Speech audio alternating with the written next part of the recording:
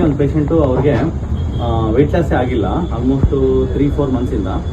ಅವ್ರಿಗೆ ಏನಕ್ಕೆ weight loss ಆಗಿಲ್ಲ ಅಂತಂದರೆ ಅವರು ರಾತ್ರಿ ಹೊತ್ತು ಏನು ಊಟ ಮಾಡ್ತೀರಾ ಅಂತಂದರೆ ನಮ್ಮ ಹಾಸ್ಪಿಟ್ಲಲ್ಲಿ ಯೂಶಲಿ ಹೇಳೋದು 10 ಬಾದಾಮಿ, 10 ವಾಲ್ನಟ್ಟು ಮತ್ತು ತರಕಾರಿ ಪಲ್ಯ ಮತ್ತು ಕೋಕೋನಟ್ ಇಷ್ಟು ಮಾತ್ರ ತಿನ್ನಿ ನೈಟಲ್ಲಿ ತೊಗೊಂಡ್ಬಿಟ್ಟು ಮಧ್ಯಾಹ್ನದಲ್ಲಿ ಹರಿತೆಕ್ಕೆ ಫೋಟೋ ಕೊಟ್ಬಿಟ್ಟು ಒಂದು 7-7:30 ಹಂಗೆ ಮಾಡಿಬಿಟ್ಟು ಮಲ್ಕೊಳ್ಳಿ ಅಂತ ನಾವು ಹೇಳಿದ್ವಿ. ಅವರು ಹೇಳಿದಕ್ಕೊಂದು ಸೊ ಇದನ್ನೆಲ್ಲ ತೊಗೊತಿದ್ದೀನಿ, ಬಾದಾಮಿ ತೊಗೊತಿದ್ದೀನಿ, ವಾಲ್ನಟ್ ತೊಗೊತೀನಿ, ತೆಂಗಿನಕಾಯಿ ತೊಗೊತೀನಿ, ತರಕಾರಿ ಪಲ್ಯ ತಿಂತೀನಿ, ಎಲ್ಲ ತಿಂತಿದ್ದೀನಿ ಸರ್ ಅಂತಂದ್ರೆ ಎಲ್ಲ ತಿಂದು ಹೆಂಗೆ ತಿಂತಾರೆ ಅಂದರೆ ಅದೇ ಇವನು ಊಟಕ್ಕಿಂತ ಮುಂಚೆ ತಿಂತೀನಿ, ಊಟ ಆಮೇಲೆ ಊಟನೂ ಮಾಡ್ತೀನಿ ಅಂತ 3 ರೊಟ್ಟಿ ತಿಂತಾರಂತ.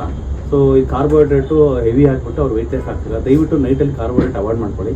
ಕಾರ್ಬೋಹೈಡ್ರೇಟ್ ಬೇಡ ಯಾವ್ದಾದ್ರು ಪ್ರೋಟೀನ್ ಇಲ್ಲಾಂದರೆ ಫ್ಯಾಟು. ವೆಜಿಟೇರಿಯನ್ಸ್ ಬಂದು ನಾನು ಹೇಳಿರ್ತಕ್ಕಂಥ ಅದನ್ನು ಮಾತ್ರ ತಗೊಳ್ಳಿ. ನಾನ್ ವೆಜಿಟೇರಿಯನ್ಸ್ ಅದಕ್ಕೆ ಅಡಿಷನಲ್ ಬೇಕಾದ್ರೆ 1-2 ಮೊಟ್ಟೆ, ಇಲ್ಲಾಂದ್ರೆ ಆಮ್ಲೆಟು, ಇಲ್ಲಾಂತಂದರೆ ಏನಾದರೂ ಬೇಕಾಗಿರ್ತಕ್ಕಂಥ ಫಿಶ್ ತವಾ ಫ್ರೈ, ಫಿಶ್ ಗೀ ರೋಸ್ಟು, ಇಲ್ಲಾಂದರೆ ಮಶ್ರೂಮ್ ವೆಜಿಟೇರಿಯನ್ಸ್ ತೊಗೋಬೋದು, ನಾನ್ ವೆಜಿಟೇರಿಯನ್ಸ್ ತೊಗೋಬೋದು. ಪ್ಲಸ್ಸು ಅದಕ್ಕೆ ಬೇಕಾಗಿರೋ ಪನ್ನೀರ್ ಗೀ ರೋಸ್ಟು, ಇಲ್ಲ ಅಂತಂದರೆ